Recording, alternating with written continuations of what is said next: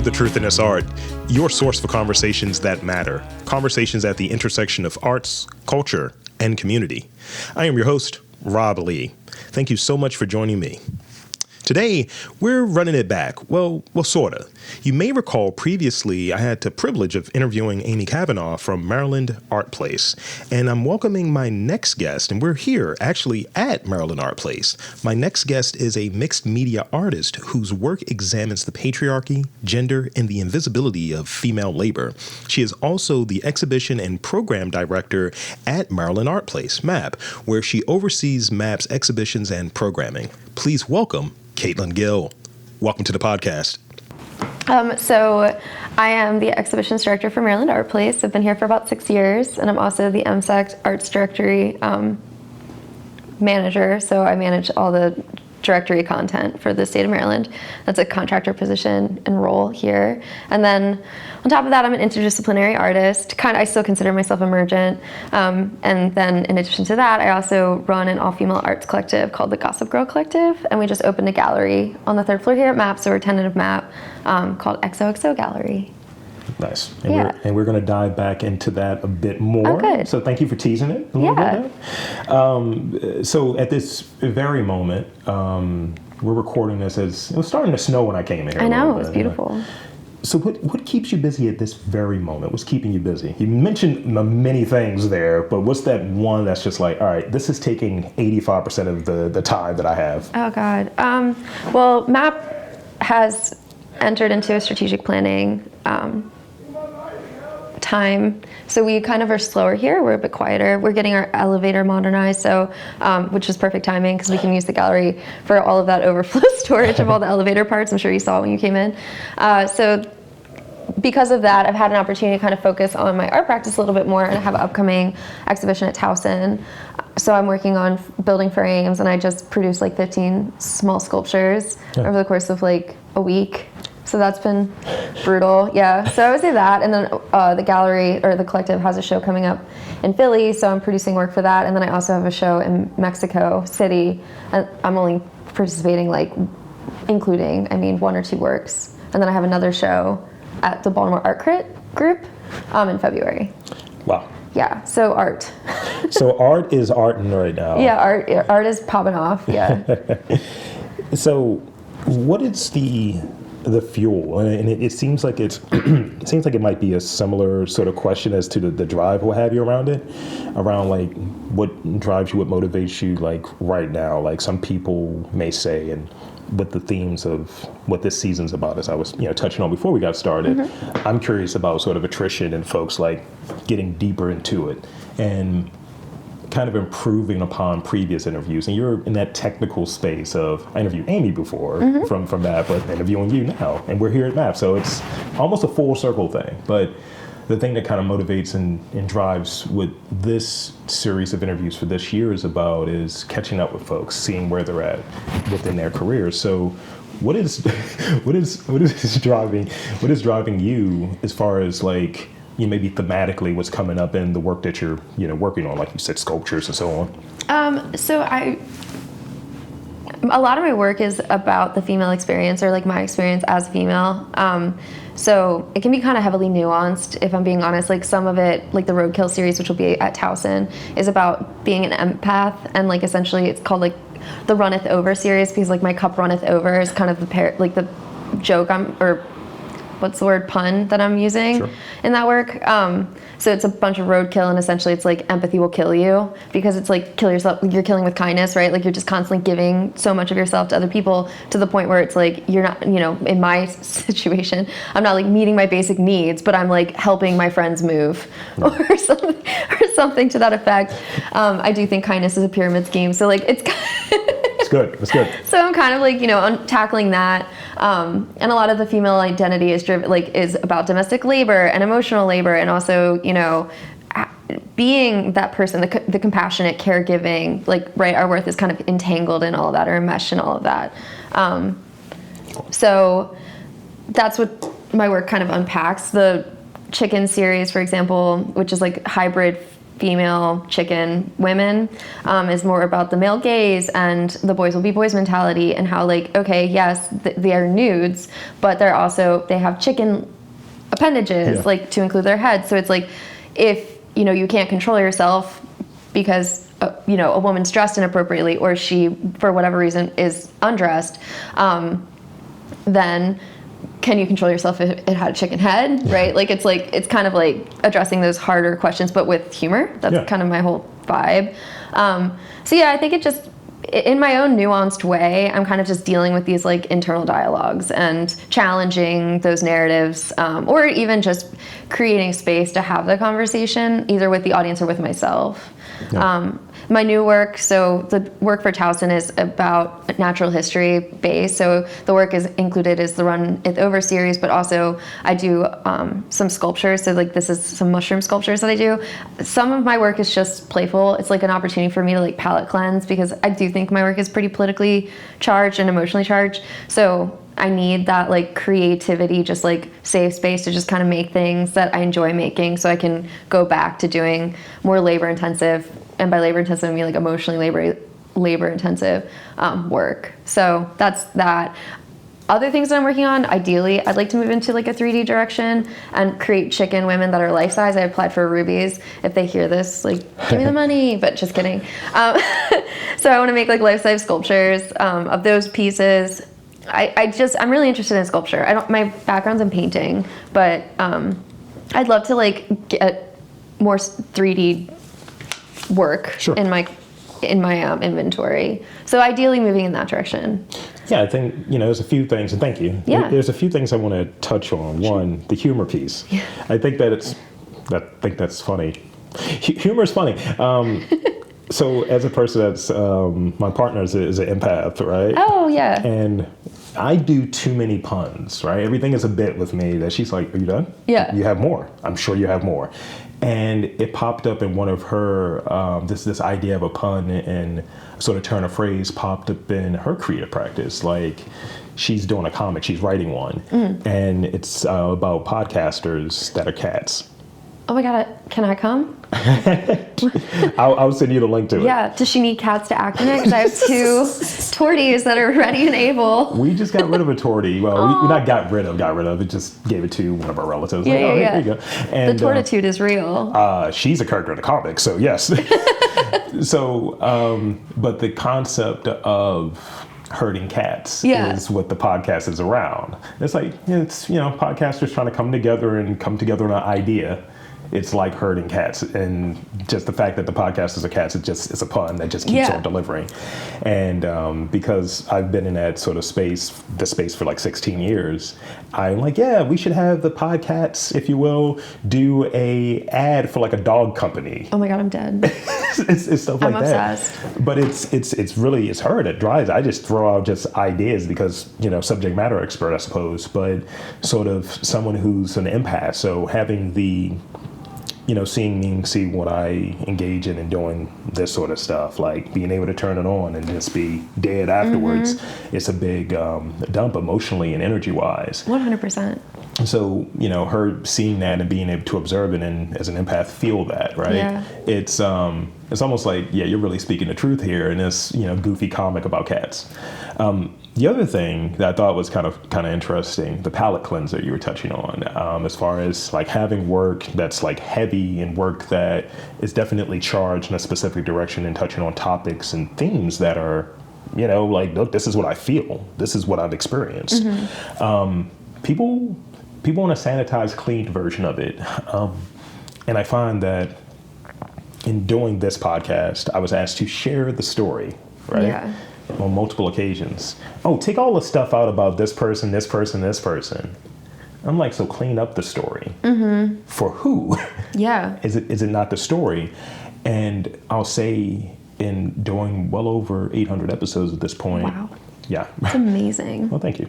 Sometimes I have to, still within the practice, do something that's just kind of goofy and fun. Yeah. So I might have a conversation with someone, and I try to make this as open as possible. It's not like, hey, only answer these questions. It's like, this is a guide more than anything else.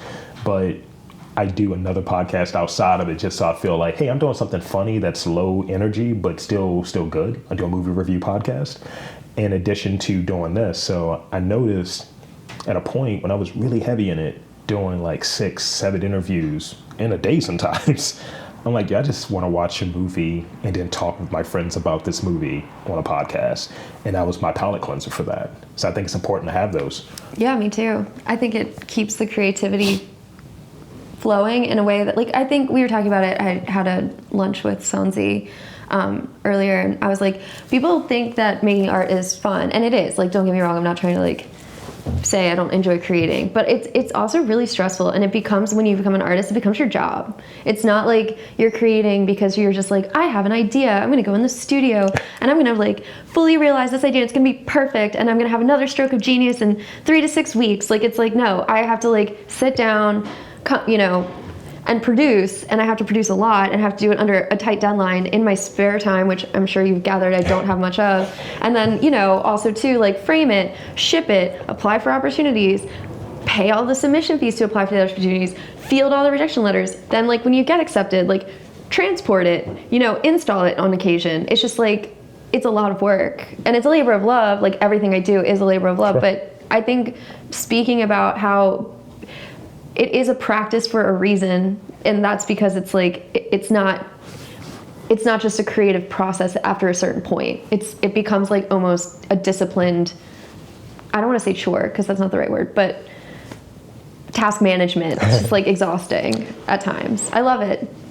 Whoever is listening, I love making art, but you know, it's a lot of work. Similar to, I'm sure you can relate, like doing podcasts, it's like you love doing it, but of course it's exhausting. I mean, it can be. Yeah. It can be exhausting. Yeah, when you're, you know, this is my thing. This is the thing I have. I'm pointing at my mouth as I say this. Yeah. But when it's that issue where it's just like, you were touching on earlier, you have like a hand issue. Yeah, I'd stab myself in my hand with my pocket knife, and I cut my tendon and nerve. Isn't that exciting? Yeah, pocket knife literacy, apparently I have to take it off my resume. Oh, it's a bummer. I'm waiting for the series of, this is my pocket knife series. It's like, I just did it with the hand with the injury. Oh my God, I should. I've been thinking a lot about my hands because like I use them so much in my practice, and like how integral they are. But also too, like, you know, I do a lot of body parts, like either animal or other. It would be interesting to kind of see how that all comes out later in my work. Sure. Yeah. So talk about sort of the disciplines or the types of techniques you're working in. I see printmaking, I see fiber art, you touched on working 3D, right? Yeah. And moving towards that direction. So why, or how did you arrive at like, this is of interest to execute here, and what is pulling you towards sort of 3D now? That's a great question. So I do think I am like very much so an interdisciplinary artist. I kind of get bored with like one material. I just don't feel like it like achieves everything that I want it to. And I'm really interested in texture. And I feel like as a result, like collage was kind of a natural progression for me. I still consider all my work, most of it, paintings, unless it's 3D, because I feel like I paint with paper, or I paint with fabric, or like whatever material I'm using. I feel like I apply it in a painterly way. Sure. So I don't know how it really progressed. I wish I had like, you know, the timeline in my head, but it was just like, it just evolved. Like it went from kind of the backgrounds were this hodgepodge of things, and then the focal point was typically like a really well-rendered painting. And then I went to a residency, Chad North, up in the Hudson Valley, and Brigitte was like, what if you just did white backgrounds? And I remember just shrugging off. I was like, absolutely not. Like, do you not understand my work? You know, like so ego driven. And I got back, and then like, you know, of course I think it's my idea, right? Like I'm like, I'm gonna do a white background. I'm such a brat. It just popped in my head one day. It just popped in my head. I'm such a genius, low key. Anyway, so I ended up doing it, and she commented on my work because it got into a show in New York, and she commented on the post, and she was like, and I was like, thanks for the white background tip, girl, homie. It's like, I'll take that credit.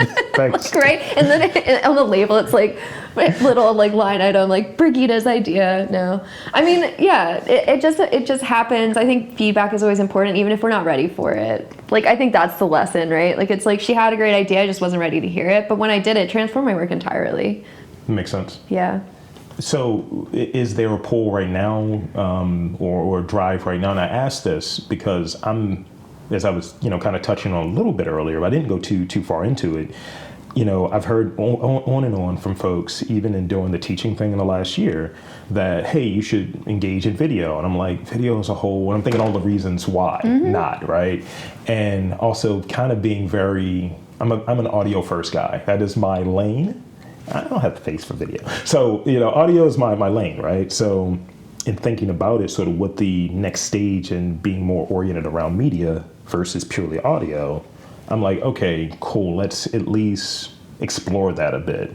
But I've heard it for years beforehand, kind of as you were touching on, I'm like, I don't know if that was the time I should have heard it. Or when folks give me sort of I like when I hear something I've thought, but I've never said it out loud. Yes, oh my God. I had a guest, I had Ducky Dynamo on, and she was just like, you're just kind of doing an Anthony Bourdain thing.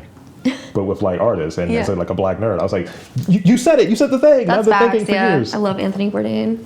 So as far as the move towards 3D, was there a moment there, or just something that was just like, I want to explore this, that you're looking at it from that perspective? I mean, I think it's so hard to articulate, right? Because it's like, it's all in your head, and I've never had to speak it to anyone, like why or how, like why I'm interested in 3D. But I think my work is very relief based, and I think I'm always looking for more layers and more layers and more layers. And at some point, like, hanging becomes an issue, or shipping becomes an issue, because like I use pressed flowers and things like that. Sure. And I think sculpture has been like a natural progression because it has the opportunity to use so many different types of media. Like I'm interested in plaster and silicone, and I'm interested in clay, and and I can still work with paper and fiber in a sculptural capacity. So I think it's just like, I feel limited, maybe is the right word, on 2D, and I feel like that.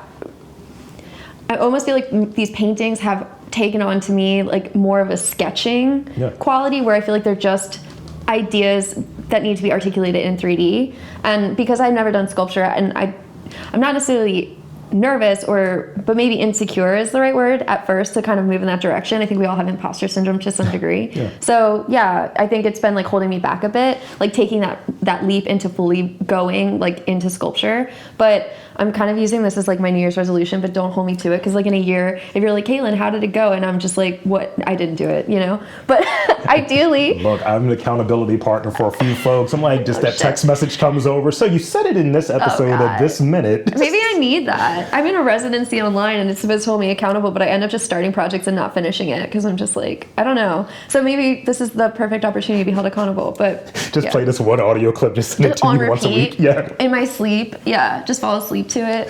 It's the worst version of ASMR. Oh my God.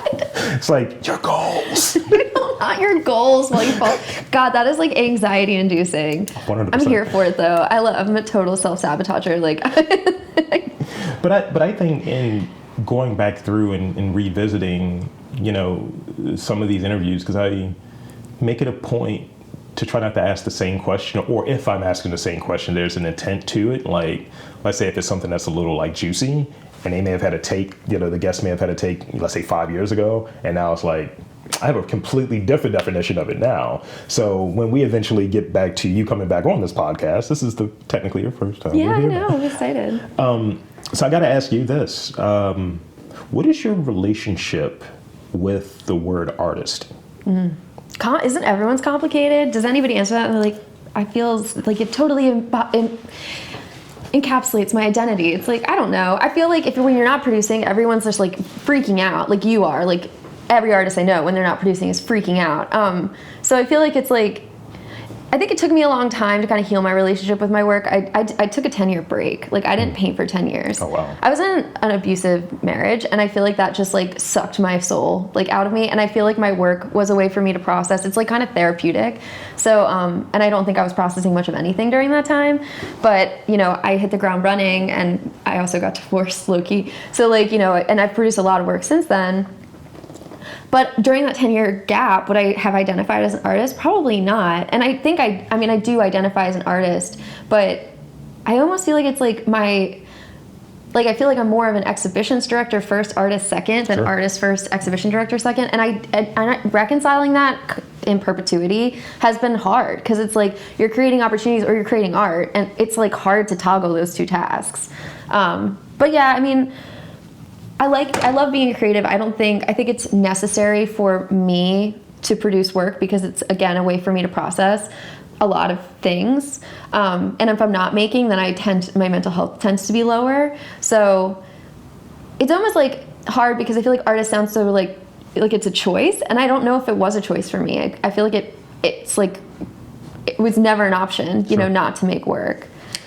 Yeah, I mean, I was going to these different books. Like I would listen to the Austin Kleon audio books, The Death of the Artist, William Deresiewicz. That's always been a part of it over this 5 years. And just kind of exploring things and thinking about, you know, what I do. And I find that, you know, the relationship is always kind of odd with that terminology and sort of the identification with it. Kind of similar to like chefs at times. You have some people cook really well. It's like, I don't use the term chef. Yeah. And I find that when I was very young, I wanted to be a comic book artist. That's what I wanted to do. That's so cool. And I had to kind of reconcile with that not happening. You know, it was just, and being good with it, right? It can still happen. Well, I approached it in a different way. And doing this, I went into writing a comic and hiring artists to just draw it. So I'm still able to satisfy that sort of goal. So I think what I'm kind of touching on is in the 35 plus years since this initial inclination to draw cartoon characters and try to draw X-Men, that's what I was doing as a kid, I've been able to dabble with different things creatively that caught my interest. So from, you know, so it wasn't a choice, I suppose, or it was always just there, from doing illustration, and it's like that served its sort of point, right? And thinking that that's the direction I was going to go. And then moving into, I'm going to write for a bit, I'm going to do poetry. And so football body type, but I'm writing poetry. It's like, I'm your bard. And it's like, what are you going to, like, put together an iambic pentameter or something? What are you going to do? Tackle. And also writing raps. There is several mixtapes that I did in high school. Oh God, you have to put the one at the end of this. Promise me. I do not have them anymore. They're at my mom's house. I will look for them. Okay. Specifically for you. I will find them. And then, but I think, and I've touched on this before in this pod, that, you know, playing with audio, you know, as far as figuring it out, just exploring, finding a little handy recorder, finding a dubbing machine and doing rhymes on there. I started just grabbing a microphone and I would ask my classmates in kind of interview style with the mic.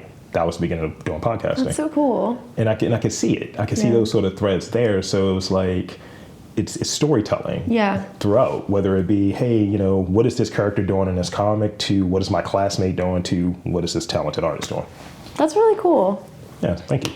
That's the trajectory. I'm telling that story now and make it seem like it's well composed. No, I mean, it's never linear, right? Like normalize it. I feel like time isn't linear. Like life isn't linear. We just like project that onto life, but it doesn't track. It just doesn't. It's not. It's like a bunch of different opportunities that kind of coalesce, and then like, so, you know, you make a decision. Red pill or blue pill. I was going to say something about a flat circle. I don't know. Not a flat earther. No, I'm just kidding. No. I am. I'm offended. No, I'm just kidding. I was like, what are we doing? I mean, there's a map at the day job. I'm like, that's wild. Prove it. That's like, I need to see it. So I want to talk about MAP a bit, and I want to talk about Gossip Girl Collective. So let's talk about MAP. And also the Maryland State Arts Council Arts Directory. So for listeners who aren't familiar, could you share what MAP is and what it's doing for local art community, and how your roles contribute to sort of supporting local arts community? Sure. So Maryland Art Place is a 501c3 nonprofit. We're about 43 years old. Don't quote me, but I'm pretty sure. It's in Aquarius. We did its chart. You're welcome. That's great. I know. That's great. Tis the season. We did it. We did its entire astrological chart. We're very compatible. This is great. I'll have to share with you. Anyway, so we do between like 5 and 7 major exhibitions a year.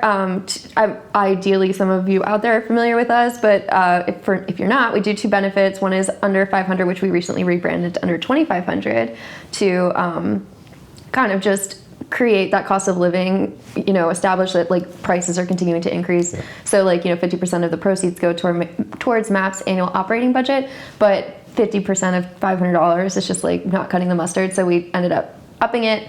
And then we do Out of Order, which is our annual auction. It's a silent auction benefit, which comes up in April. This year's theme is Barbarella. Nice. I'm pumped. I don't know if you know Barbarella, right? Yeah. Okay, thank God. I told somebody that today, and they were like, "Who's that?" And I was like, "Stop it." For the folks that don't know, hit them. And it's like I'm saying, it's like I was like, she's a queer icon, and then they were like, "She's queer," and I was like, "No, that's not the point." That's not the point. That's not how you become a queer icon. we just go around asserting it.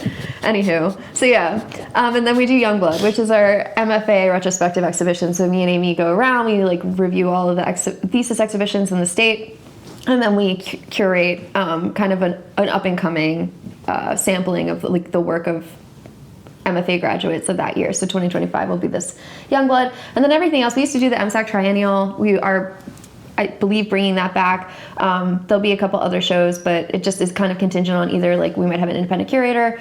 Zoe Charlton has a solo exhibition here, so we do about a solo exhibition every 2 years, I would say.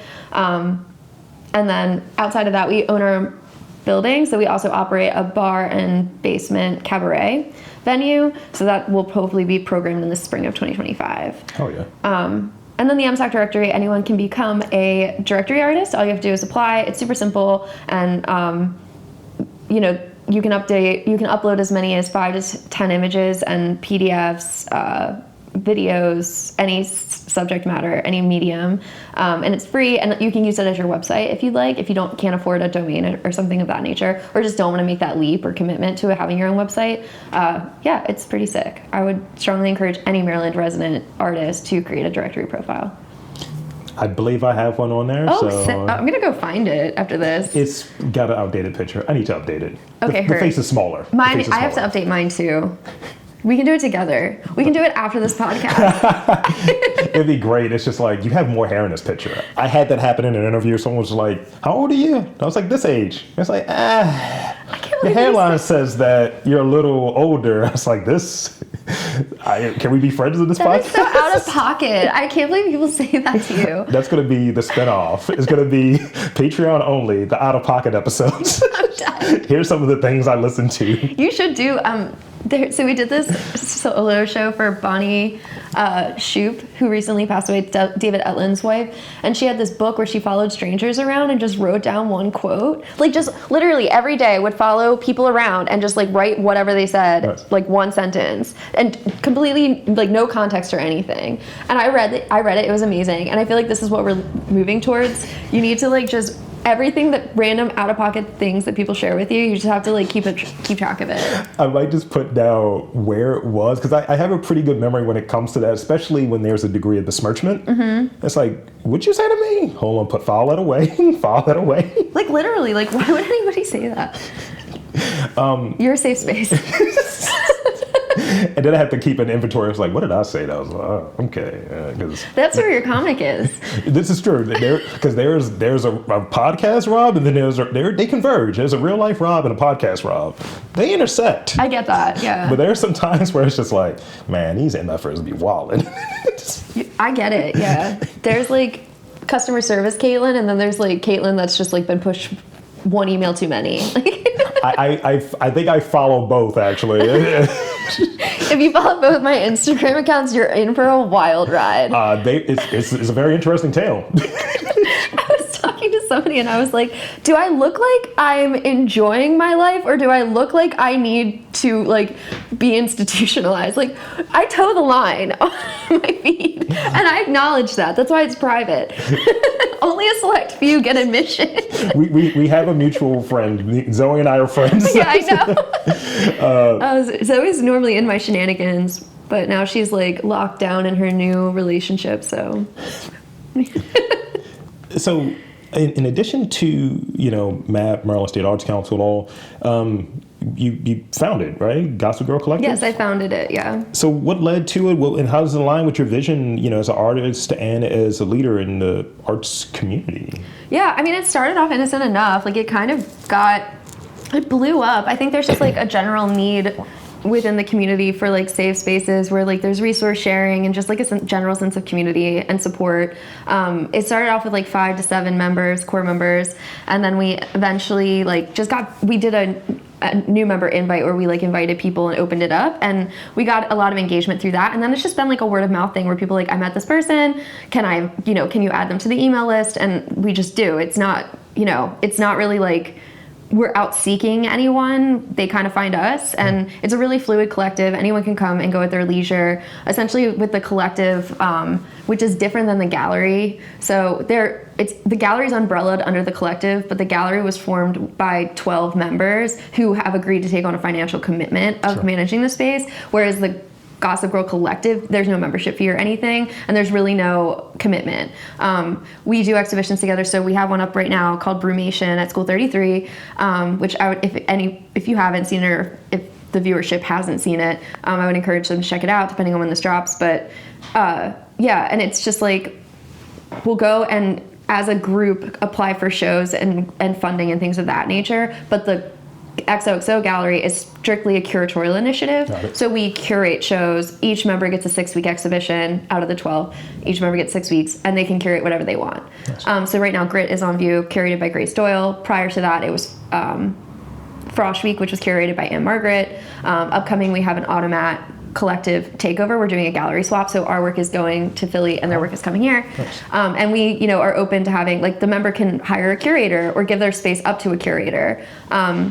They can jury their own shows. They can invite a jury to jury their shows. And it's like whatever you want to do for the 6 weeks, you can. The only like real limitation is that we don't allow solo exhibitions outside of 2 years. Like every 2 years you can do a solo show in the space, but we can't just keep showing our work over and over, because that's not the point of the space. Right.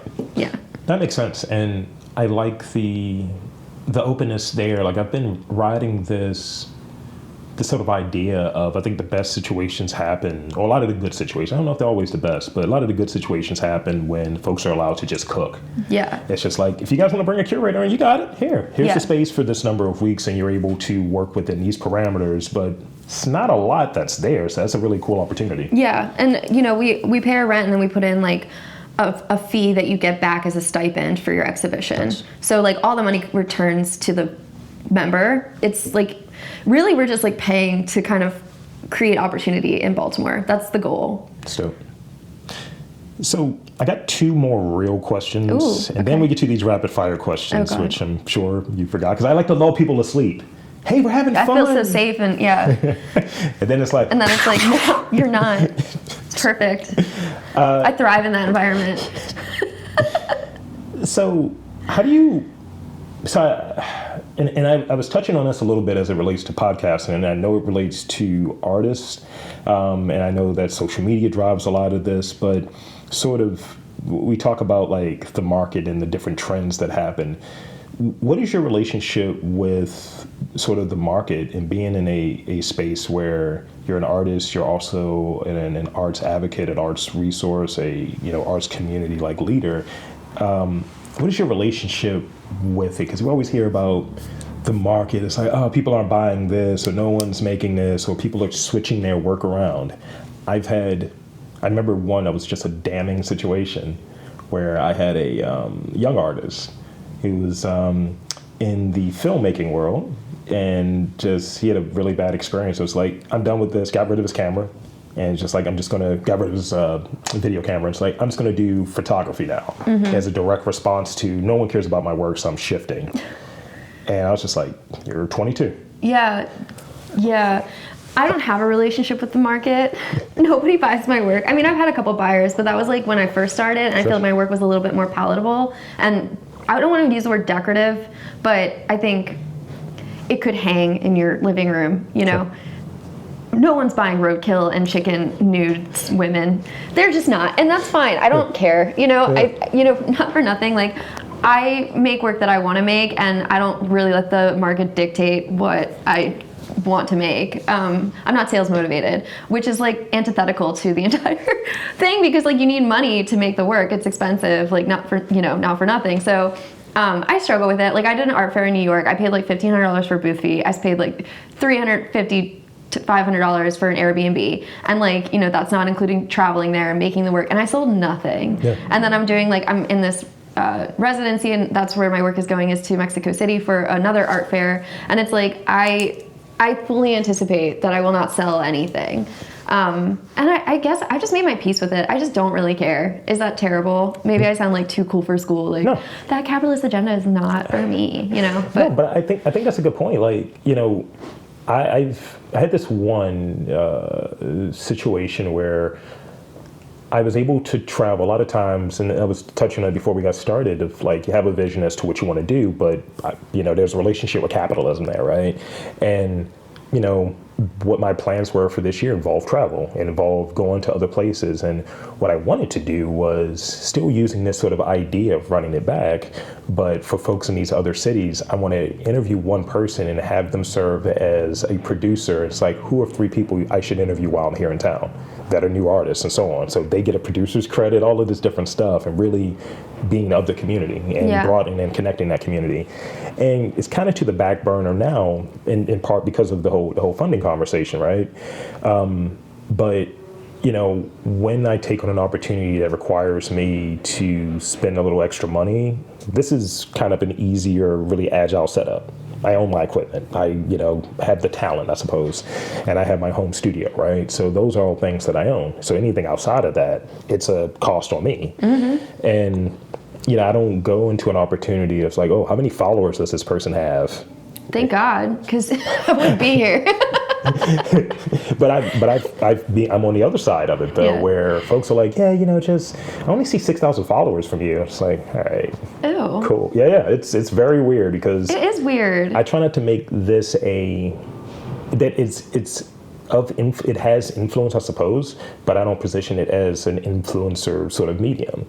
And it's something about that where everything is attached to a dollar amount. Your movie sucked if it didn't make $1 billion or what have you. And it's like, that's not what it is. It's a creative expression. Doesn't matter.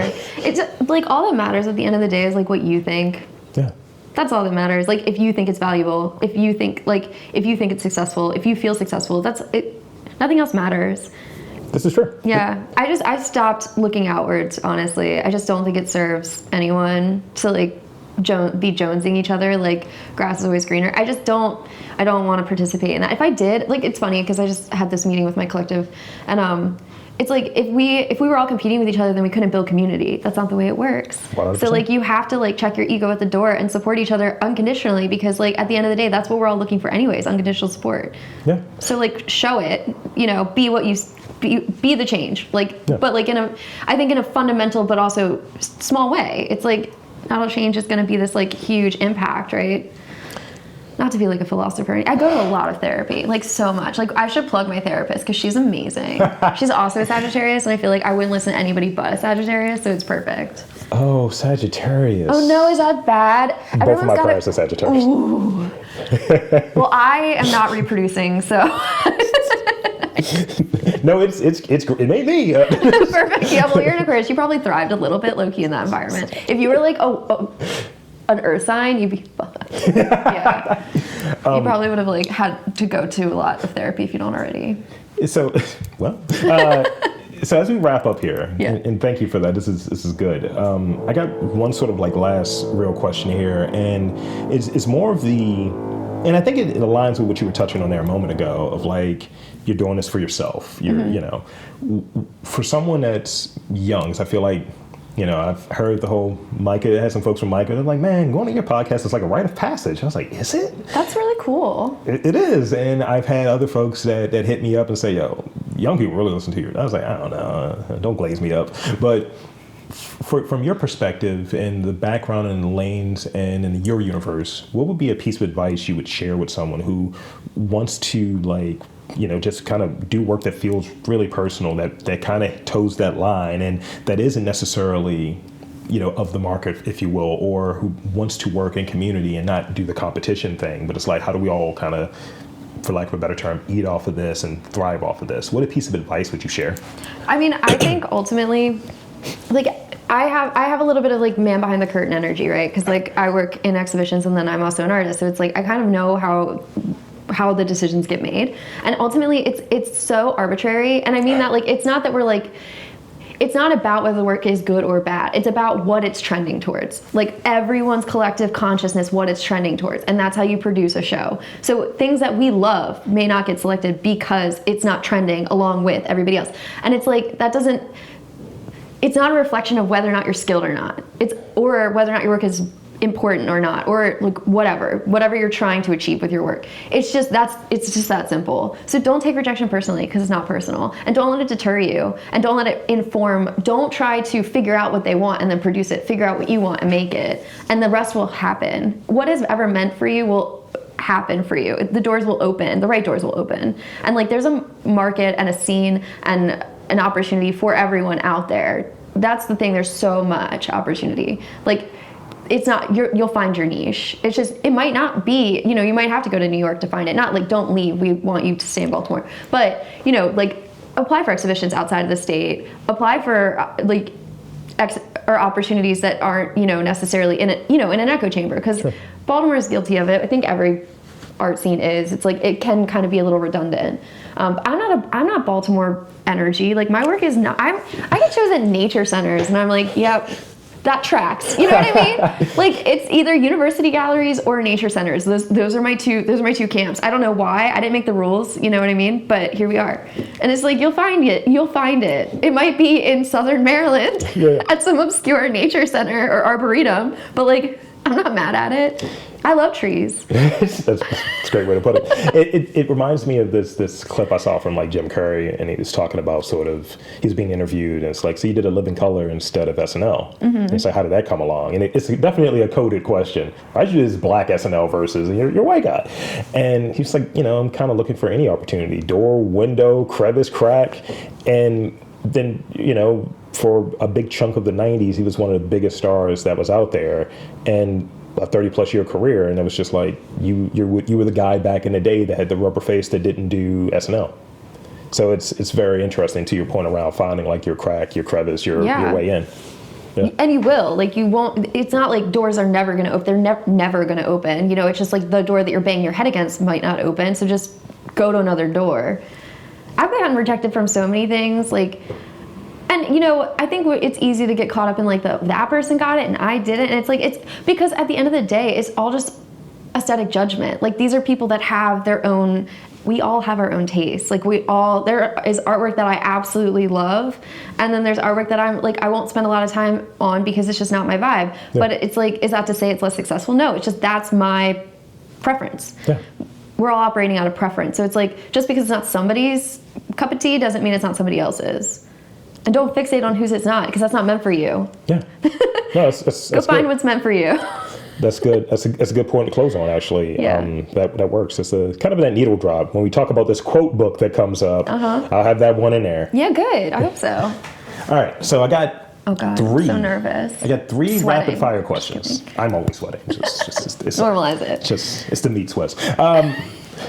So here's the first one, and this is, however it comes to you is the right answer. However you want to answer is the right answer. God. It's like a riddle. Oh, it is. Okay. It is. It's a Chinese finger trap. It's great. So the first one, this relates to like art. I saw this quote earlier that really inspired it, and it's sort of like, are you going further as an artist because of obsession or because of talent? I would say, can I do a weird third option? Sure. Necessity. Like, I swear it's like the only thing I do for me. It's like selfish. I think that's why I struggled getting back into it, because I said I was an empath earlier, and it's like it felt so selfish and ego driven to just produce and think everybody should look at it. You know what I mean? Yeah. But people that have children do that all the time, so like, I don't see the difference. I'm just kidding. But yeah, I mean, I think I just have to. I can't imagine my life where I'm not. I just can't imagine a life where I'm not doing it. So I mean, maybe like with a touch of obsession, maybe, but. I get obsessed, and I call it, and it's very Aquarius branded. I call it riding a wave.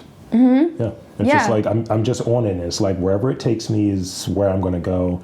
You know, it's like, it was a period in which I wasn't saying no to a lot, and then starting off with that base level and then refining it as I go along. It's like polishing a stone or something. But yeah, at least starting off with, this is an opportunity. This should work. Let's see where it goes. Yeah. And someone's like, why are you doing so many? Because I like it. Right. And maybe that borders on obsession, you know? I don't know if I'm talented per se, but obsession, which sounds really really I don't think gosh. I'm talented. I'll be honest. I really think, and that's not me trying to like fish for a compliment or anything. I genuinely don't think I am. I think I have made a system that works around my weaknesses really successfully. It's good. It's a good way to put that. Yeah. All right. So the next two are, emotions. What do you usually do when you're bored? I don't get bored. Are you kidding? Downtime is my worst nightmare. I'm terrified of being bored. My girlfriend is literally like, you can't sit, and I'm like, nope. I'm either sleeping or I'm working. That's it. Those are the two modes. And that's not like a flex. Like, honestly, don't live my life. Learn from me. Don't do it. It's honestly exhausting.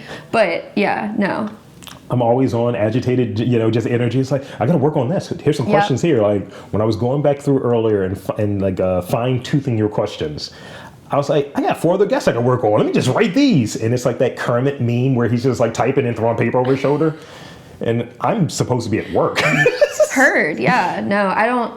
I think Amy also would agree, and she's never bored either. Like we're just built different. Like we're just workers. I think there are people that my mom's always like, "What? When you're on your deathbed, are you gonna wish you worked another day?" And I was like, probably.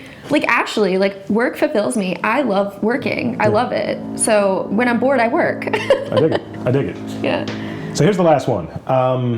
And because, it's sort of this cycle, right? Where we've touched on a little bit here about the sort of, you have these wins of like, I made this work. I'm really excited for this piece. Or, damn, I got rejected from that. All right, cool. So I'm always curious on like some of the traits that folks have. Usually it's a question on how many hours sleep, would you eat less, things of that nature, self-care, right? But this is a question that's in that vein, but different. What makes you happy?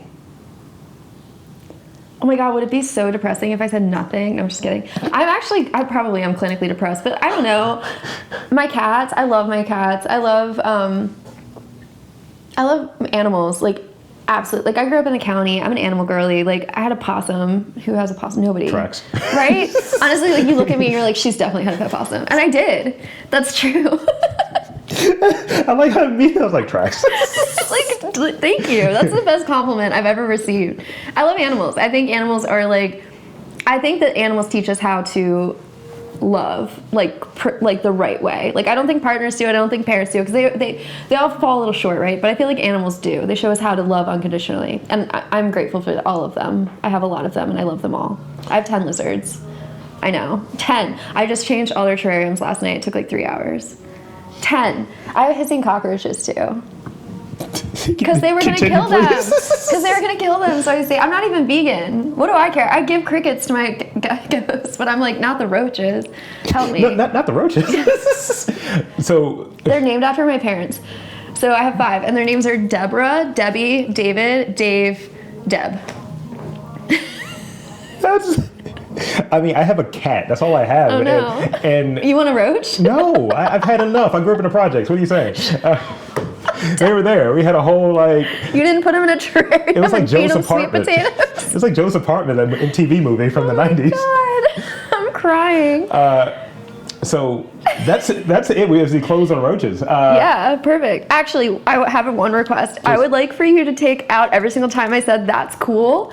No, I want to actually have an echo behind it each time. Please. I think I said it like 10 times, and I was like, can you come up with a different catchphrase, Caitlin? I can't. No. I cannot. It's going to stay in. There is no edit here. But what I do want to do. Just loop it. Oh, that's cool. That's cool. That's cool. That's going to be part of the ASMR. I hope so. It's just like your goals, and that's cool. You wake up to that part. So there's 2 things I want to do as I close out here. One, I want to thank you for spending some time. We've been talking for like an hour. I know. And 2, I want to encourage you to kind of plug anything you want in these final moments, website, social media, any of the stuff that you want to cover. The floor is yours. I don't know what I would plug. I would just say check out the Gossip Girl Collective. We have a site. It's just gossipgirl.com. And then my Instagram handle is @CicadiLynn, Cicady.Lynn. You're welcome. Yes, it's my moniker. I go by Katie Lynn because I was trying to keep my art separate from my job, but that didn't work. That's great. And there you have it, folks. I want to again thank Caitlin Gill for coming on to the podcast. And I'm Rob Lee, saying that there's art, culture, and community in and around your neck of the woods. You've just got to look for it.